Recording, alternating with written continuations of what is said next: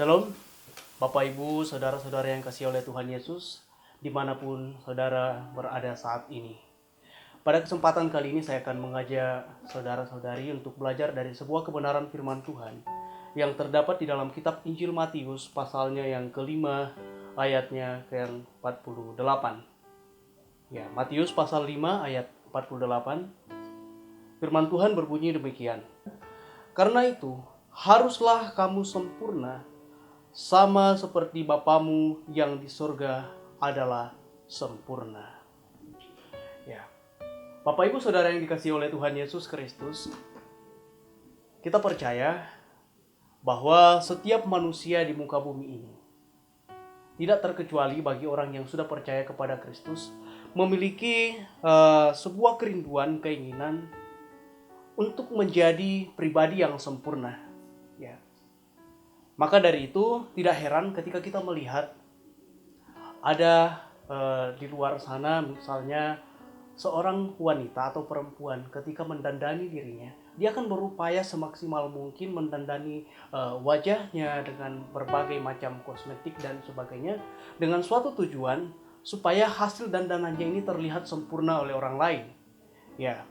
Bahkan mungkin ada contoh-contoh yang lain, misalnya seorang bapak dalam mengerjakan sebuah pekerjaan di rumah, ia akan selalu berusaha semaksimal mungkin dengan tujuan supaya pekerjaan yang ia kerjakan itu dapat menghasilkan sebuah hasil yang sempurna. Dan masih banyak hal-hal yang lain yang kita bisa temui di lapangan atau di luar sana, upaya-upaya yang dilakukan manusia atau orang-orang yang menuju kepada suatu impian untuk menghasilkan sebuah hasil yang sempurna.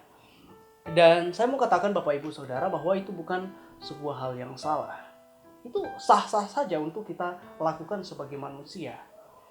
Ya, demikian halnya Yesus dalam perikop, terutama dalam ayat pembacaan kita tadi di sini, Yesus juga menuntut agar setiap orang-orang yang percaya atau murid-muridnya pada saat itu menjadi sempurna, menjadi pribadi yang sempurna. Ya, kalau kita melihat dalam ayat pembacaan kita tadi di sini, Yesus menuntut murid-muridnya atau orang-orang yang percaya kepadanya untuk menjadi sempurna. Ya, dan yang lebih uniknya lagi di sini, saudara, kalau kita memperhatikan bahwa Yesus sudah menunjuk satu patokan yang akan menjadi panutan kesempurnaan bagi murid-muridnya atau orang-orang yang percaya pada saat itu. Dan patokannya itu adalah Bapa di surga. Ya, jadi ini hal yang luar biasa. Tidak bisa dipungkiri bahwa di luar sana ya, masih banyak orang-orang yang percaya yang belum bisa memahami dengan benar apa maksud Yesus mengatakan perkataan ini bahwa hendaklah kamu menjadi sempurna sama seperti Bapa di surga yang adalah sempurna. Ya, mereka memiliki pemahaman yang keliru yang pada akhirnya membuat mereka itu memilih jalan yang tidak dikehendaki oleh Tuhan. Ya. Dengan alasan mereka mengatakan bahwa manusia ini ya pada dasarnya berdosa. Dan Yesus menuntut bahwa manusia atau orang-orang percaya harus sempurna sama seperti Bapa di surga. Dan mereka mengatakan bahwa itu hal yang mustahil. Ya. Dan kalau misalnya kita berpikir secara logika manusia, ya memang itu benar. Jadi saya mau katakan bahwa mereka ini memiliki pemahaman yang salah karena mereka tanpa mempelajari lebih dalam apa yang dimaksud oleh Yesus dalam konteks ini. Kemudian mereka sudah mengambil kesimpulan. Mereka mengatakan bahwa kesempurnaan yang dimaksud oleh Yesus di sini adalah kesempurnaan tanpa celah. Ya, dan itu memang benar, saudara. Kalau misalnya yang dimaksud Yesus di sini sempurna tanpa celah, ya memang itu benar bahwa tidak mungkin seorang manusia itu bisa sama seperti Allah yang tanpa celah. Nah, oleh karena itu pada kesempatan kali ini saya akan mengajak kita semua untuk belajar lebih dalam lagi. Apa sih yang dimaksud oleh Yesus dalam konteks pembacaan kita ini? Ya, utamanya di dalam konteks Matius pasal 5 ayat yang ke-48. Sempurna seperti apa yang dimaksud oleh Yesus dalam bagian ini? Ya. Oke. Pertama-tama, yang harus kita pahami terlebih dahulu, saudara-saudara, adalah ketika Yesus memberikan patokan kepada manusia, kepada orang-orang percaya, kita harus memahami bahwa tidak mungkin Yesus memberikan patokan kepada manusia yang tidak mungkin manusia bisa capai. Ya. Kenapa? Karena Allah sendiri atau Yesus sendiri tahu sampai di mana batas kemampuan seorang manusia. Jadi tidak mungkin Yesus memberikan sebuah patokan yang mustahil bagi manusia untuk bisa dicapai. Ya, itu yang perlu kita perhatikan.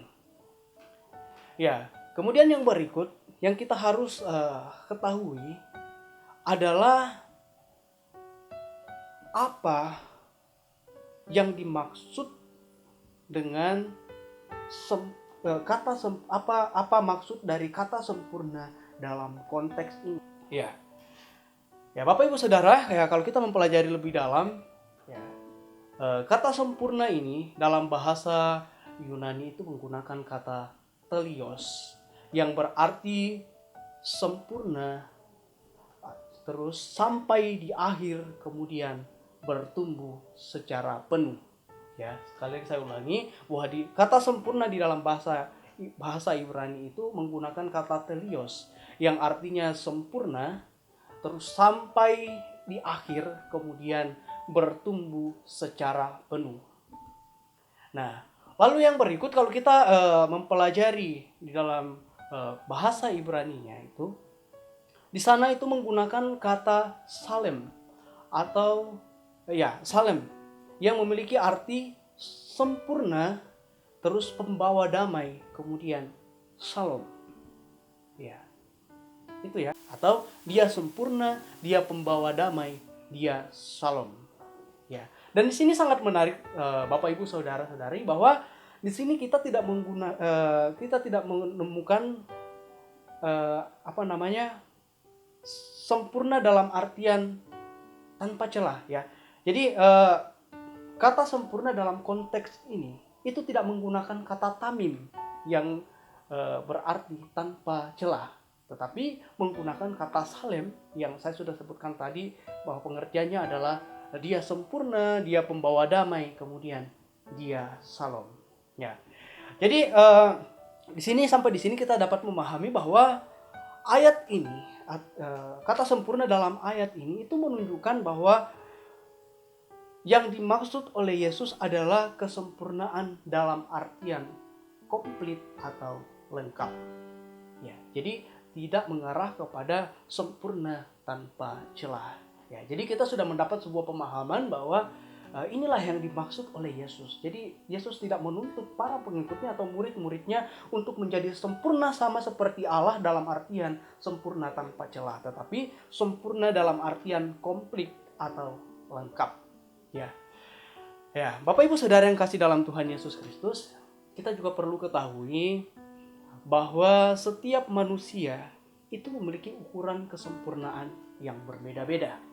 Ya, dari manusia yang satu ke manusia yang lain, si A, si B, si C, dan seterusnya, itu memiliki ukuran kesempurnaan yang berbeda-beda. Nah, kenapa? Karena setiap manusia itu memiliki tanggung jawab, memiliki talenta masing-masing. Ya, jadi tanggung jawab A dengan tanggung jawab si B belum tentu sama, atau tanggung jawab si A dan si C belum tentu sama. Jadi manusia memiliki tanggung jawab masing-masing, oleh karena itu kesempurnaan setiap manusia itu berbeda-beda. Di dalam kitab Injil Matius pasal 25 ayatnya yang ke-14 sampai dengan ayatnya yang ke-30 ya. Ya, kalau kita membaca di sini Bapak Ibu Saudara, di sini kita menemukan perumpamaan tentang talenta. Ya.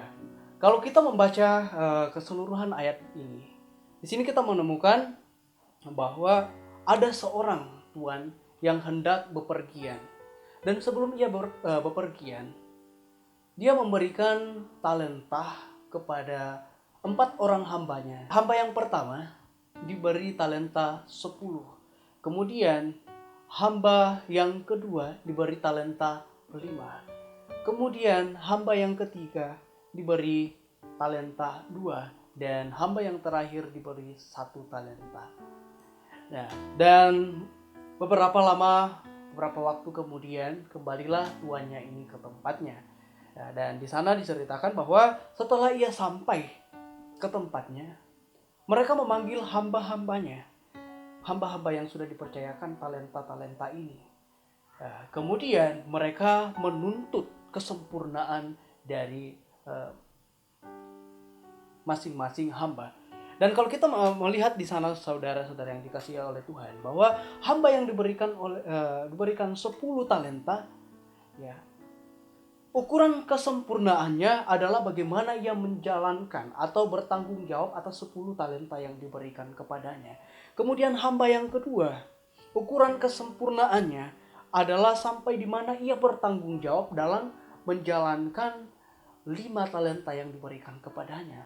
Lalu hamba yang ketiga, ukuran kesempurnaannya adalah sampai di mana ia bisa bertanggung jawab dalam menjalankan 2 talenta yang diberikan kepadanya. Lalu hamba yang terakhir juga dituntut, ukuran kesempurnaannya itu adalah sampai di mana ia bertanggung jawab dalam menjalankan 1 talenta yang diberikan kepadanya. Oke, jadi dalam perumpamaan kita tadi sudah belajar bahwa setiap hamba yang diberikan talenta, ukuran kesempurnaannya adalah sampai di mana ia bertanggung jawab menjalankan talenta yang diberikan kepada masing-masing orang, ya. Oke, jadi seperti ini Bapak Ibu Saudara. Ya, saya percaya bahwa kita sebagai pengikut Kristus, ya, tentu kita sudah mengetahui apa dan berapa banyak talenta yang Tuhan sudah percayakan kepada kita masing-masing. Ya, saya tidak tahu apa yang menjadi talenta yang Tuhan sudah berikan kepada saudara dan berapa banyak talenta yang Tuhan sudah taruh di dalam hidup saudara saat ini.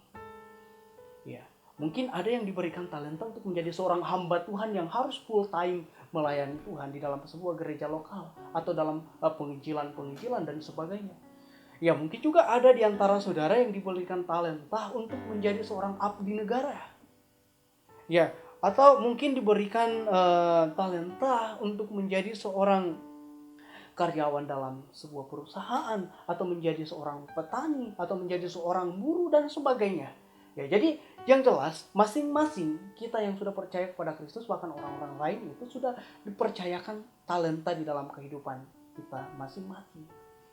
Ya, dan kita harus ingat seperti dalam kisah perumpamaan tentang talenta tadi, bahwa Tuhan menuntut kita agar dapat sempurna dalam mengerjakan setiap talenta yang Tuhan sudah taruh di dalam kehidupan kita. Ya, semakin banyak talenta yang Tuhan taruhkan di dalam kehidupan kita, semakin banyak yang Tuhan tuntut dalam hidup saudara. Ya, oke. Jadi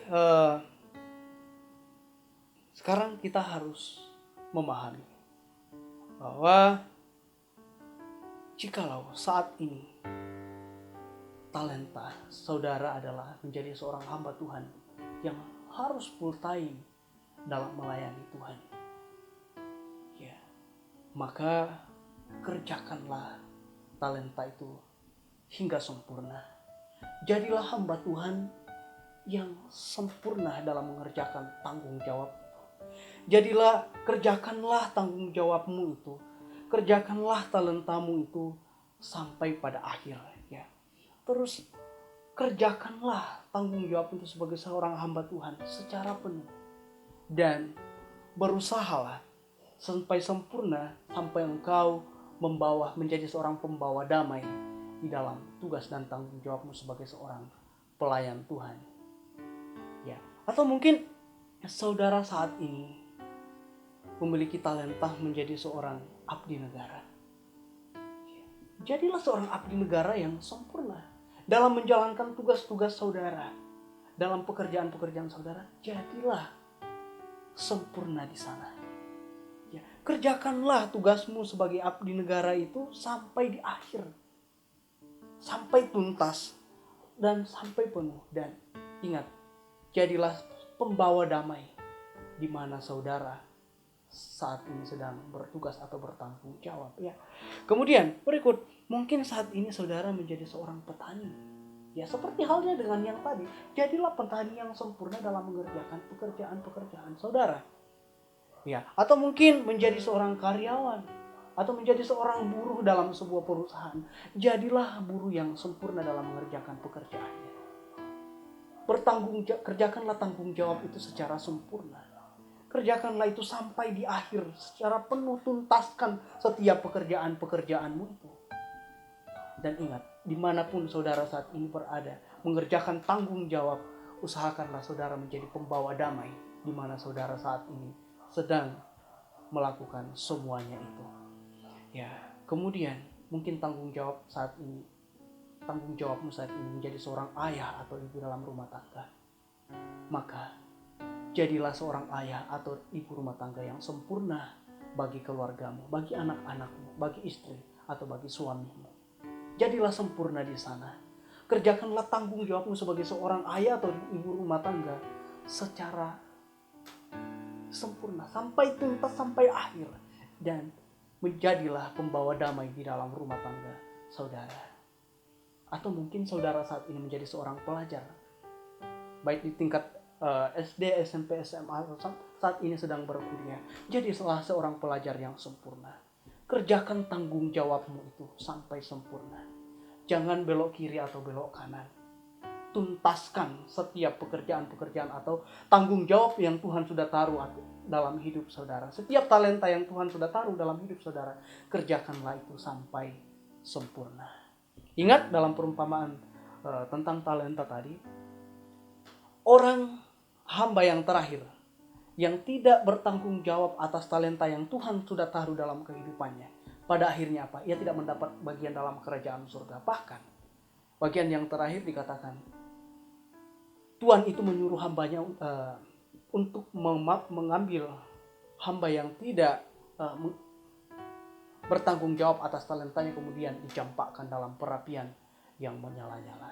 Jadi itu dapat menjadi pelajaran yang besar bagi kita saudara, bahwa memang Tuhan itu menuntut kita menjadi sempurna di dalam setiap tanggung jawab yang Tuhan sudah taruh di dalam kehidupan kita masing-masing. Ya.